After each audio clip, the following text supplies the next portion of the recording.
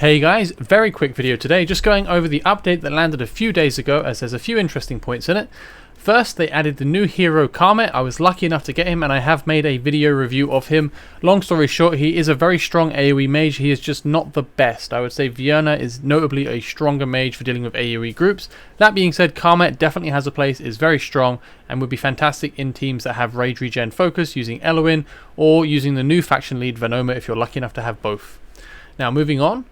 There were some adjustments to the Esoteria Order Lord skill, so this is for Venoma. This change removes the previous debuff added the previous patch, which makes members of the faction receive 10% more damage. They've just got rid of that to make the order a bit stronger. I guess it's going to be one. Hopefully we'll be seeing more heroes coming in soon, as it's great to have heroes building out new factions and not just loads and loads of nightmares, nightmare fighters. So other than that, they optimized the BP calculation.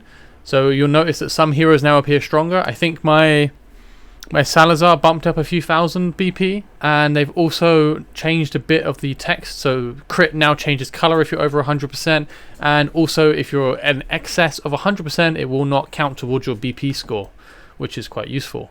Awakening, now this is a really nice change. If you use a duplicate hero to awaken a hero, so for example say you have two Shark Kings and you use one to awaken the other, you will then get a copy of a psychic power of the same value of that Shark King. So you'll get a 4-star psychic power to use as an upgrade material, which is a very nice change, a very friendly change from the developers, so thank you for that, guys. And Arena has been adjusted a bit. The anti-air stage has changed. This is an interesting one. I am not super keen on this. Anti-air has gotten really hard now. The second wave features a very strong enemy, and maybe at some point I'll do an arena video, but at the moment my air team is Sitnauta just slows them down, and then I just have loads of high BP characters. I don't even really try to kill the enemies. I just stall the match so hard that the other team, their boss arrives before mine, and then they lose by default because none of us can kill it in time. So I'm not a fan of that. I think they made it way too strong. It scaled too high with the BP. Maybe they didn't adjust these things with the new BP scaling, which has made everyone's team's BP higher. Either way, I think the change is a negative one personally. I'm sure they will change it in future, but from my experience so far on only one anti-air day this weekend, it was way too strong. They're way too tanky, the second wave, and this was against Calypsos and other people who had strong single target marksmen, could not kill it in time, and just stalling it with Sitnauta seemed to win me the wave by default against people at 300k BP. So these aren't weak teams. But anyway, that's the change that's been made to Arena. They've adjusted the stages on it, so we'll see where they go with that in future. There has been lots of guild optimizations. There's been lots of screens added. They have changed how you enter the guild boss challenge. They have added the guild log and guild events. I actually requested the guild log to be added about 4 weeks ago. So maybe they were already working on it, or maybe they are actually reading through a lot of the feedback. I have a very strong belief that they're reading through feedback. Many of the changes that have come in this patch seem to be directly based on feedback that players have. This is fantastic. This is really nice to see from a development team. And honestly, this is quite a quick turnover in development. If they really did add the guild log, because myself and a few other guild masters have said that we would like features like this, then that's a really quick turnaround in development. To have quality of life changes come through the pipeline that quick is really good news. You don't get that a lot. Software teams take a long time to get things done. Long Q&A process. It takes ages to get changes, but the fact that they were pushing these changes through quite quick. Most of the changes we're having in this patch, I believe, are based on feedback that we had from the main patch that came a couple of weeks ago, introducing the faction trials. They've also added some optimizations to the guild member list, so we can see total activity and membership time. And they've optimized the guild recommendations, guild rankings, and they've added independent entrances for leaving guild chat. I would show mine, but I'm not sure my guild will be too happy with me airing it all, so forgive me for not showing it too much just now.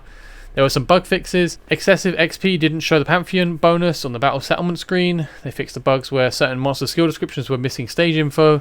There's a bug fix with the notice window not refreshing in real time. None of these are things I've really noticed. What else is there? They fixed the description of the Esoteria Order legendary skill. The rage boost is only valid for the first time deployment. Okay, so that's just a clarification on text, which I think is needed. There are a bunch of these that are slightly unclear exactly how they work. And there was another bug fixed with the legendary Sage Soulstone icons where they were wrongly displayed on certain pages. Sure, I mean that's a good thing to fix. And some other optimizations we had. They slightly reduced the rewards for the weekly rewards of ranks Bronze 2 to Platinum 2 in Arena, and I think that's pretty good because a lot of it, there wasn't much point in going from Platinum 2 to Platinum 3 because the reward was basically the same.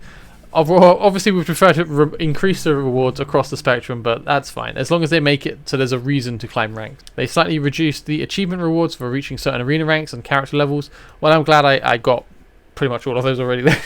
and they slightly reduced the rewards for completing daily quests, but I think the diamonds are still the same.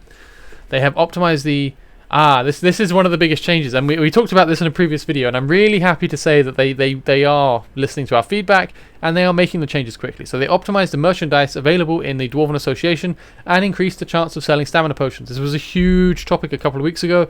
A lot of players are very upset because you couldn't buy these things, and look, I have 2 in store again. And to top that off, I have noticed the huge stamina potions at 40% discount. Previously the max was 35%. Someone did post on Discord that he found one with no discount, which is kind of weird that you can just buy it. I mean, you can already buy an energy refill, a stamina refill up here, so yeah, that's fine, I guess. And one of the suggestions I made was to include some of the other stamina potions, so that you wouldn't just buy the huge ones, you could buy small stamina potions and maybe just even the samples as well, because it's nice to be able to have a variety of stuff in the shop. And I have seen some of the small stamina potions in the store now as well. So thank you again, developers. It's great that you guys are listening to our feedback, and it's really nice to see the changes coming through quick. So I really think these are good signs to have. But yeah, it seems they have quickly changed that and made it so that we've got stamina potions again. There's no longer a drought. The factory's up and running. They have optimized the UI and stat display when checking heroes of other commanders. I think there's a bunch of stuff going on with this, making it a bit easier for us to see the information we want to see. And they're also allowing us to view talents when checking the hyperlinks of 5-star heroes in the chat channel, just so we can see a bit more about the heroes, which is again a nice change to have, more quality of life. Some more adjustments to hyperlinks, allowing you to see more information about certain heroes. They've adjusted some quest and rewards for Heroes Pass. Nothing we can really check at the moment. The raid screen now has an entrance to Tide. I've seen that. I don't really think a lot of it. It feels kind of unnecessary, but I guess it's good that all of that kind of content is in one screen. But I don't know if Tide counts as a raid really, so I don't know what the necessity of that is. Also, when you click that button, it doesn't take you straight to Tide. It takes you back to the campfire, like home area, and then it goes to Tide. So it doesn't feel like much of a shortcut, really. And they've optimized Quick Equip, which I would still recommend not using. It seems to be pretty naff so far. Hero View will display the avatar border and level of the commander who rated the hero. That's quite good. Just put their name on it and a link to their profile. Why not, right? Let's see the person who put the review, because then we can see how they've built their character and stuff like that. I think that would be good. Offline heroes will be sorted by offline time. That's good. Inferior summoning chest renamed. Sure. Stamina recovery will be indicated when players use 2 or more stamina potions. That's nice. Optimize the display of the raid stage selection. Page turning effect will be triggered only upon the first time entry for the day. Okay, sure. So a bunch of little optimizations, a few tweaks. Generally, it's quite nice that we've got this patch. It's lovely to see some changes coming in. Main thing for me is we had a bunch of feedback and they did it quite quickly. They introduced a whole bunch of stuff, and they've made some changes that were quite upsetting for a bunch of players, and they've even leaned further and made it even easier for us to get that. So I think it's good. I think it's very positive. My main takeaway is how quick they're able to turn over some of these changes. I do believe these are all changes post the introduction of the faction trials. That was a big patch that landed, and they asked for a lot of feedback on the Discord, and they got it. And it seems that they have acted on it.